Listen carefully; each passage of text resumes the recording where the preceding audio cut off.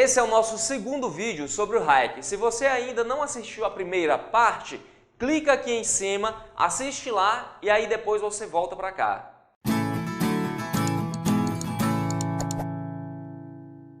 Para o Hayek, assim como esse negócio do proletariado chegar ao poder e mudar o rumo da história é uma fantasia, a economia socialista também é uma fantasia. Por quê? Porque uma planificação econômica centralizada é fruto do construtivismo, é coisa de cabeça de construtivista. Isso nunca vai dar certo. Para quem não sabe, uma planificação econômica é o Estado empregar todo mundo e produzir tudo para todo mundo. É o Estado que diz, olha, o pente que vai ser produzido é esse, o chinelo que vai ser produzido é esse, a cueca que vai ser produzida é essa, os aviões que serão produzidos serão esses. Olha aí a disparidade do negócio. O Estado, ele controla toda a produção, desde uma agulha até uma ogiva nuclear, até um satélite espacial. Isso tudo porque, de acordo com o socialismo, o Estado ele vai saber o que é melhor para todo mundo.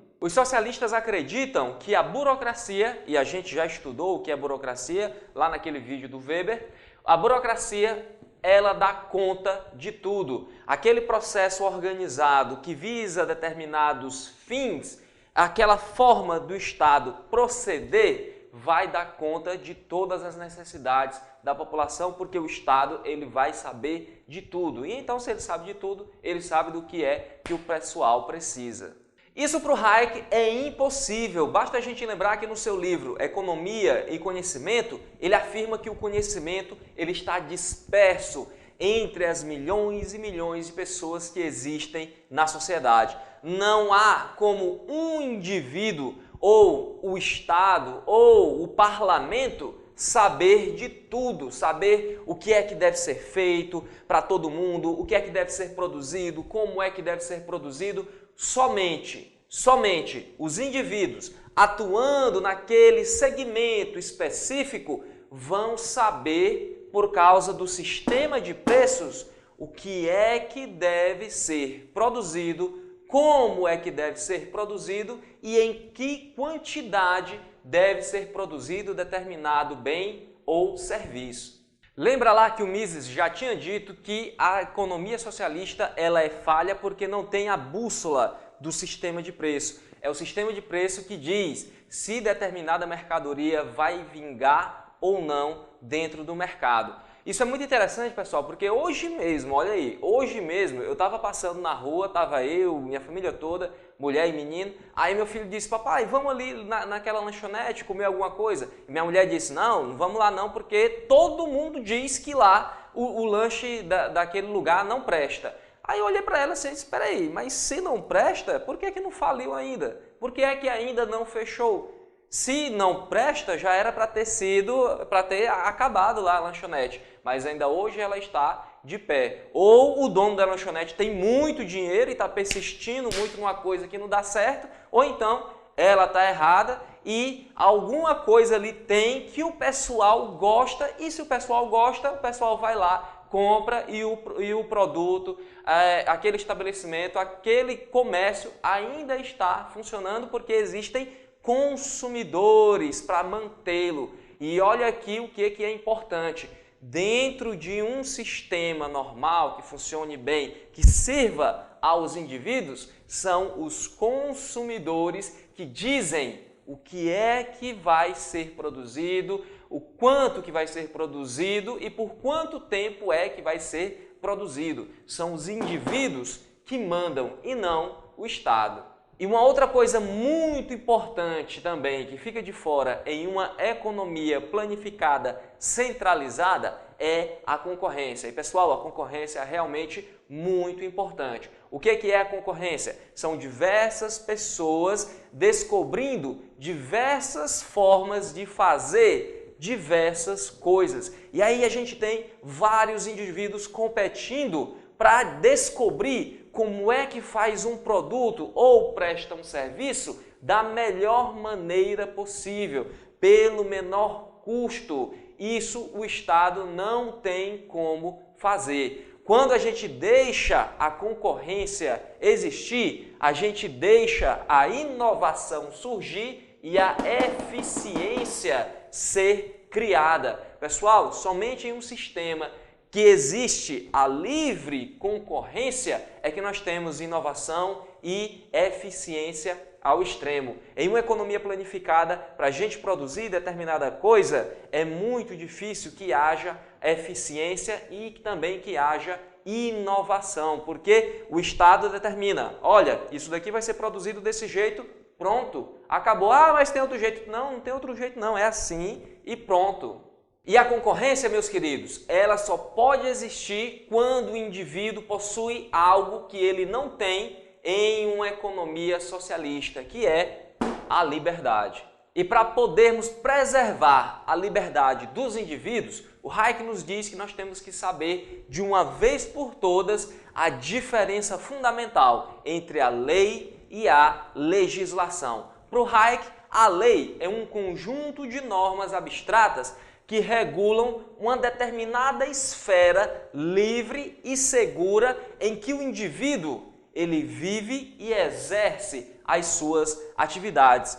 Para ele, a lei ela é uma consequência não intencional das ações humanas intencionais e que servem para quê?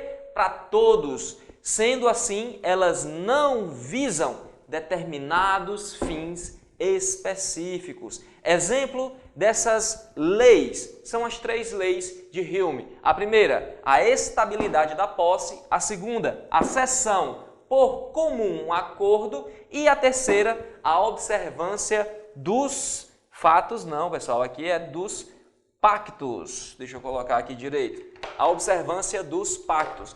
Quando nós temos essas leis, nós não temos essas leis visando a um determinado fim específico. Elas existem porque elas são consequências não intencionais. Os homens, ao tentarem viver em sociedade, eles não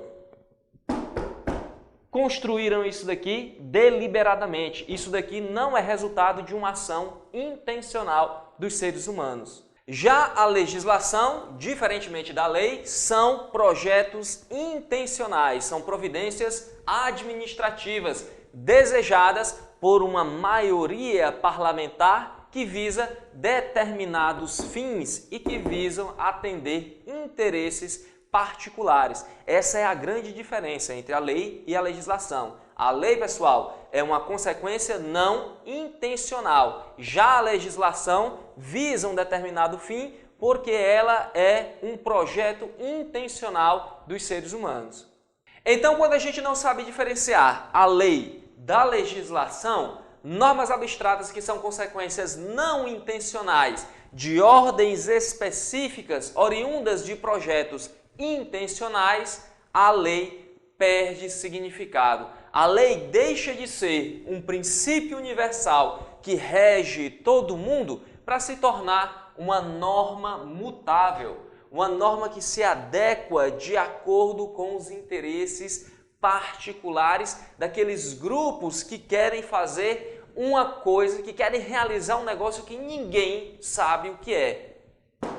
Justiça social. Se você for perguntar para 30 intelectuais diferentes o que é justiça social, eles vão dar 30 conceitos diferentes. Esse conceito de justiça social, ninguém sabe o que é um termo vago e totalmente desprovido de um conteúdo concreto. E aí, em nome dessa justiça social, grupos específicos se acham no direito de exigir do governo vantagens. Os caras não estão interessados na sociedade como um todo, no bem-estar de todos os indivíduos, mas em apenas satisfazer os seus interesses, dizendo que estão querendo realizar justiça social. E aí, quem é que está lá no governo são os políticos, e os políticos querem atender esse pessoal para realizar esse negócio que eles também não sabem o que é. E aí, quando esses políticos fazem isso, o Hayek nos diz que eles estão tornando o governo, estão transformando o governo em instituto de beneficência, que fica só aderindo, que fica só sucumbindo a essa chantagem desses grupos específicos.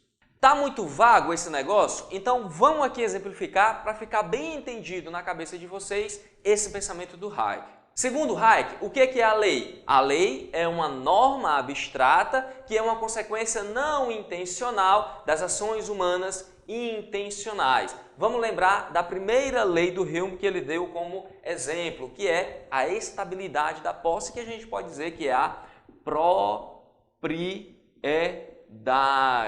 Pessoal, a propriedade, o direito de propriedade advém da lei. E quem é que dá isso? É o Estado? Não, pessoal. Não é o Estado que garante a propriedade. A propriedade já existe antes do Estado. É um direito do indivíduo. Ora, se a lei é uma consequência não intencional, então não tinha como o governo criar a lei. Porque se ele cria a lei, ele está fazendo um projeto com uma intenção. E isso é o quê? É legislação. Os direitos que são garantidos pelo Estado, eles são intencionais. Então, eles não advêm da lei, eles advêm da legislação. Só que a propriedade, como o próprio Hayek nos diz, ela é uma lei. E aí, na nossa Constituição,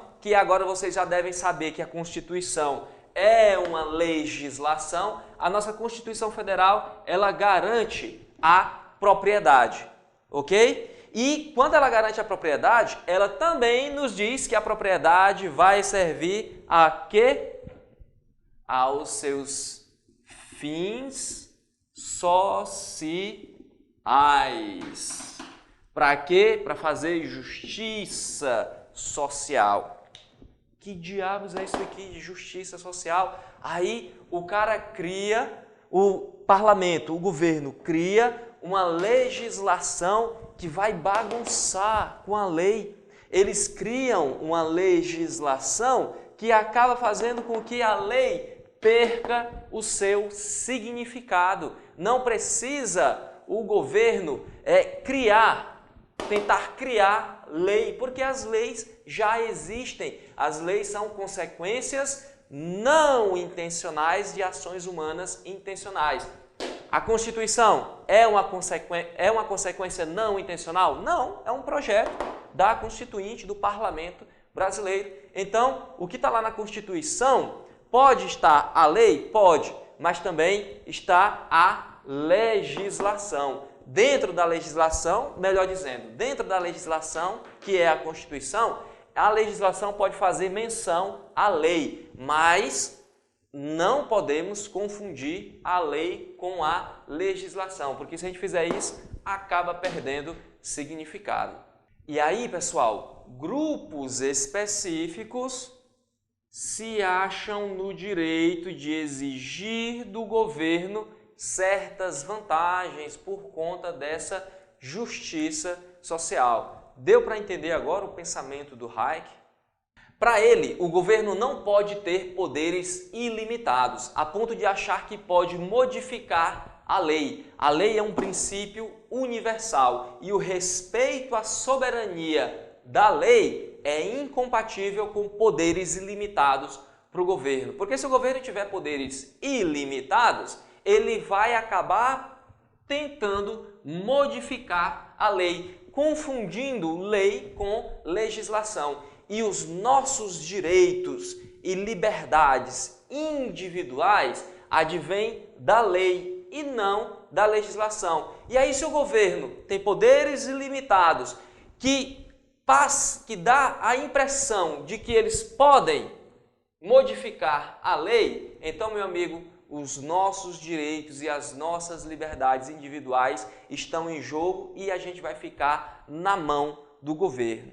Um outro tema também muito melindroso no pensamento do Hayek é a relação entre o Estado e os vulneráveis, entre o Estado e aquelas pessoas que não têm como prover a sua própria subsistência. Ele nos diz que é legítimo o governo cobrar impostos para oferecer serviços à sociedade. Serviços estes que, de uma forma ou de outra, por uma razão ou outra, não podem ser oferecidos pelo mercado, como, por exemplo, a obediência à lei e também o socorro em caso de calamidades públicas, em caso de terremoto, em caso de furacões, em caso de grandes incêndios. Nesses casos, é o governo que vai socorrer os indivíduos. Nesse caso, é o governo que vai socorrer a sociedade e não o mercado. E então, ele nos diz que em uma sociedade avançada, em uma sociedade rica, uma sociedade próspera, que já atingiu um certo nível de bem-estar, é legítimo que o governo use o dinheiro desses impostos para prover uma renda mínima para as pessoas vulneráveis. Aqui, pessoal, não é sair dando dinheiro para os pobres, não. É socorrer quem realmente está precisando, quem realmente está necessitando. Quem nunca ouviu falar de um filho ou uma filha que deixa o pai entregue à própria sorte em um asilo? Quem foi que nunca ouviu falar que uma criança foi abandonada pelos pais? Quem foi que nunca ouviu falar de uma senhora que, de uma hora para outra, perde o marido, que era o cara que provia o sustento da casa, e o cara não tinha aposentadoria, não tinha nada, não tinha como deixar alguma pensão para a mulher, e aí a mulher, de uma hora para outra, se vê como aquela pessoa que tem que sustentar a casa, tem que sustentar os filhos. Para essas pessoas que não têm de forma alguma como prover a sua subsistência, é legítimo, segundo o Hayek, que o governo ofereça uma renda mínima para que essas pessoas não fiquem entregues à própria sorte. Eu sei que ainda existe muita coisa para a gente trabalhar do pensamento do Hayek, mas eu acredito que deu para ter um panorama geral da sua teoria. E se você quer que a gente ainda continue trazendo esse tipo de conhecimento para você, ajude o nosso canal clicando aqui em gostei, compartilhando os nossos vídeos com os seus amigos. Coloca aqui nos comentários o que você gostaria de ver nas próximas publicações e não se esquece de se inscrever para você não perder os nossos próximos vídeos. Eu vou ficando por aqui, um grande abraço e até mais!